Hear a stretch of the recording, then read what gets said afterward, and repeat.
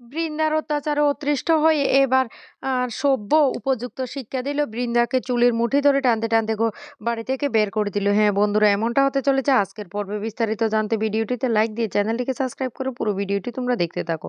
গল্পের শুরুতে আমরা দেখতে পারবো রাঙামতি শ্যামকে বলতে লাগলো, কি ভেবেছিস দলের মাথাটাকে যখন ধরতে পেরেছি, এবার টানতে টানতে এক এক করে সবাইকে না আমি জেলের ভাত খাইয়ে ছাড়বো। তোরা কি ভেবেছিস তুই জঙ্গলটাতে গিয়ে হাতির দাঁতের ব্যবসা করছিস, তারপরেও তুই গাছ কেটে সেখান থেকে পাচার করছিস। সমস্ত অন্যায় না আমার হাতে ধরা পড়ে গেছে। এবার দেখ তোর কি পরিমাণ আমি শাস্তির ব্যবস্থা। তখন সেম কোনো কথাই বলে না। রাঙা তখন বলতে লাগলো, সত্যজিৎ স্যার, আগে আমাদেরকে বড় বৌদিটাকে অ্যারেস্ট করতে হবে। তুই সমস্ত কিছু ব্যবস্থা কর, তারপরে ওই সেমের অবস্থা কি করি দেখো। এইদিকে বাড়িতে সকালবেলা খাবার টেবিলে বসে বৃন্দা খাবার খাচ্ছে, আর সেটা সার্থকী দেখে ছুটে যায় ময়নার কাছে, গিয়ে বলতে লাগলো, ময়না, সর্বনাশ হয়ে গেছে, খাবার টেবিলে দেখো বসে বসে বড় বৌদি খাবার খাচ্ছে। তখনই ময়না বলতে লাগলো, ও মা, বড় বৌদির এত বড় সাহস, বড় বৌদি আবার ওই বাড়িতে এসেছে। তখন সেখানে পাঞ্চারি আর অঙ্কুরও চলে আসে। ওরা এসে দেখে অবাক দৃষ্টিতে তাকিয়ে থাকে। তখনই বৃন্দা বলতে লাগলো, কি ব্যাপার, সবাই এইভাবে আমার মতো তাকিয়ে আমার দিকে তাকিয়ে আছো কেন? আমি কি কোনো জেল ফেরত আসামি যে আমি জেল থেকে পালিয়ে এসেছি আর খাবার টেবিলে বসে বসে খাবার খাচ্ছি?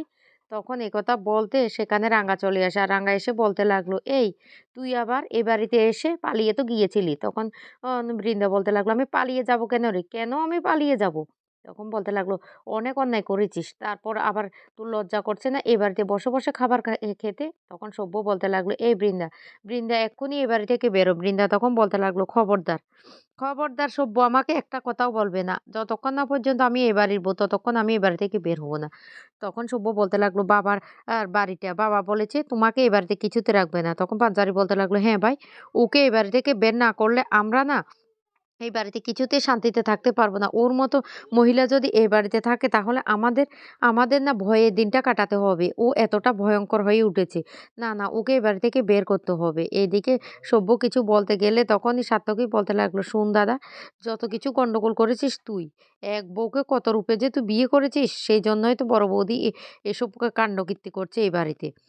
তখনই সেখানে চলে আসে সেই উম একলব্য। একলব্য এসে বলতে লাগলো, বড় বৌদি, তোমার লজ্জা করছে না? তুমি একের পর এত বড় বড় কাণ্ড ঘটিয়ে আবার এখানে বসে খাবার খাচ্ছ? তখনই বলতে লাগলো, এই কি বলছো একলব্য? একলব্য তখন বলতে লাগলো, আমাদের বাড়িতে যে এত জঘন্য মানুষ আছে না, আমার ভাবতেও অবাক লাগছে। তুমি কি করে পারলে এই কাজটা করতে? তখন সভ্য বলতে লাগলো, কেন? রাঙাকে তো সেখানে পুড়িয়ে মারার চেষ্টা করেছিলে তুমি। রাঙা তখন বলতে লাগলো, কি ভেবেছিস উড়ান বাবুর মতো অবিকল মানুষ বানিয়ে তুই আমাদেরকে শেষ করবি? সেটাও তো ধরা পড়ে গেছিস। এই সত্যজিৎ স্যার, এক কাজ কর, তুই তোর পুলিশ টিমকে ফোন কর তো, পুলিশ টিম এসে ওকে অ্যারেস্ট করে নিয়ে যাক। ওর জায়গা না জেলে হওয়া দরকার। তখন বৃন্দা খুব হাসতে থাকে, কোনো কথাই বলে না।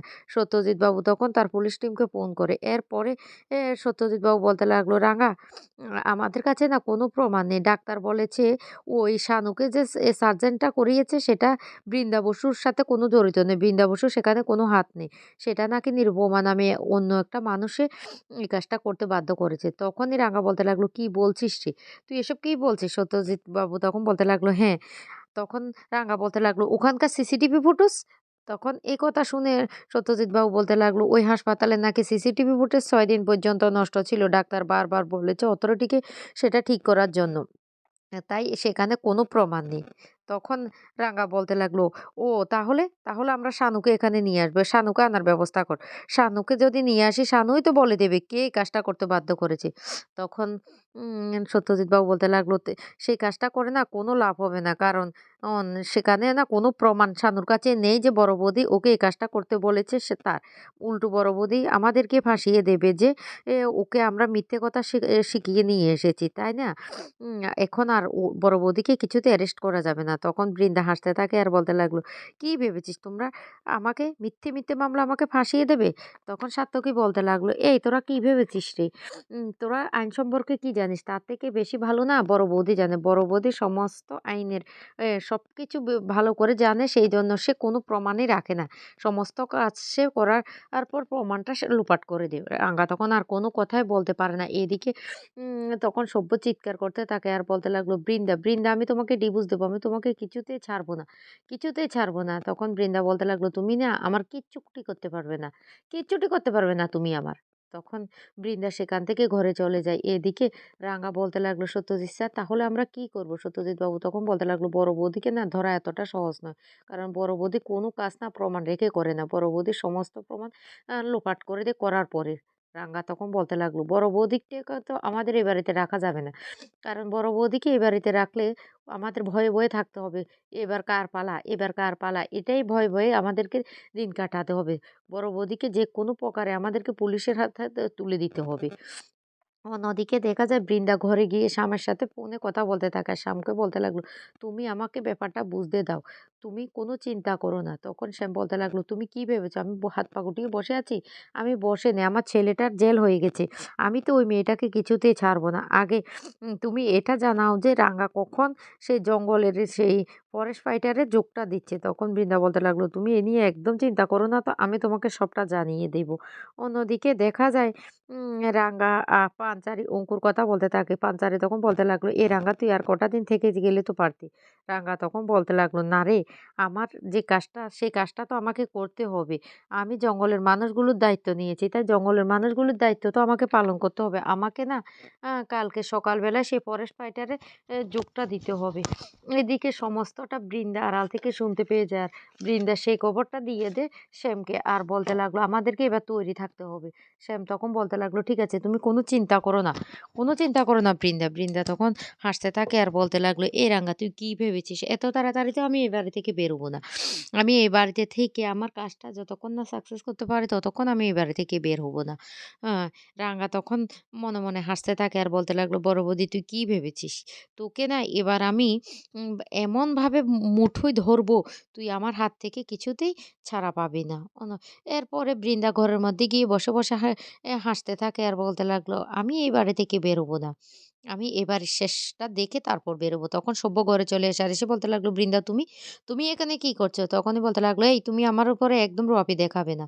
এই কথা বলার সাথে, সাথে তখনই সব্য প্রচন্ড রেগে যায় আর বলতে লাগলো, "তুমি?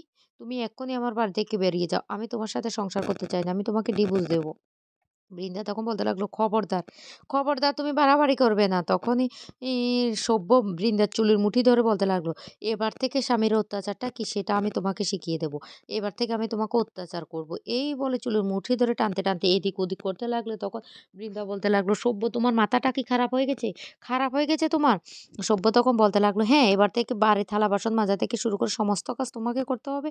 এমনকি এই বাড়ি থেকে যদি বেরিয়ে যাও তাহলে কিচ্ছু করতে হবে না। আর পাড়ার লোকজনদেরকে ডাকবে, তারাও জানে তুমি কেমন। সবার সামনে আমি বলে দেব।" তখন বলতে লাগলো, "সব্য আমার চুলটা ছেড়ে দাও। আমার প্রচন্ড লাগছে।" সব্য কোনো কথা না শুনে চুলের মুঠি ধরে ঘর থেকে টেনে বাইরে বের করে দরজাটা আটকে দেয়। তখনই বৃন্দা চিৎকার করতে থাকে, "সব্য আমি যাবো কোথায়? আমি ঘুমাবো কোথায়? তুমি এই কাজটা করতে পারো না। তুমি কেন এমন করছো?" তখনই সব্য বলতে লাগলো, "দরকার হলে আমি আমার জীবনটা শেষ করে দেব। তুমি আগে এক সব্যকে দেখেছো, এবার আরেক সব্যকে দেখবে। আমার মৃত্যু হলে হবে কিন্তু আমি তোমাকে কিছুতেই এই বাড়ির ক্ষতি করতে দেব না।"